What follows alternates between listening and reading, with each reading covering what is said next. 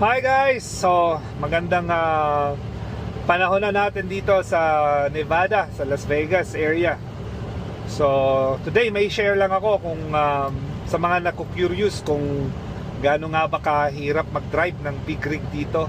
I mean, mahirap siya in a sense na yung maneuver, ang mo kasi nga mahaba. Pero sa loob, I mean yung pagdadrive, hindi na ganun ka hirap. Kasi nga most sa mga truck ngayon dito sa Amerika, and I think sa Europe na din, mga automatic transmission na. Nagsi-switch na yung mga company sa automatic transmission. Bibihira na lang yung manual transmission dito. Makikita mo sila sa mga most of them are owner operators. Sarili na yung truck nila, nakakapamili sila ng gusto nila. And some are mga industries na kailangan talaga manual transmission, like oil fields. Yan, kailangan nila mga 18 speed pa dyan. Mga logging company.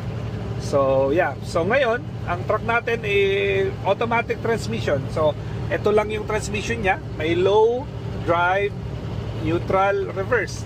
Parang sasakyan, kotse. So and aside from automatic transmission, naka-cruise control din tayo. May cruise control na tinatawag na isa-set mo lang yung speed mo, siya na mismo ang mag-manage. Hindi mo na kailangan mag-accelerator. And at the same time, adaptive cruise control ng natin dito, truck. So, ibig sabihin, may sensor siya na magmamanage ng speed mo, and at the same time, magmamanage ng surroundings mo. Kung medyo may sasakyan na mabagal sa unahan mo, mag-slow down siya. Kung medyo palayo naman na siya na mismo ang mag-speed up. Hindi mo na kailangan i-control. Yung computer na mismo ng sasakyan, ng truck ang magkukontrol. So, yun lang. So, alam nyo na. So, relax na relax ang paa natin dito. Pero, cruise control is limitado lang. So, wag masyadong magre-rely. So, kailangan yung skills pa rin ng driver ang paiiralin.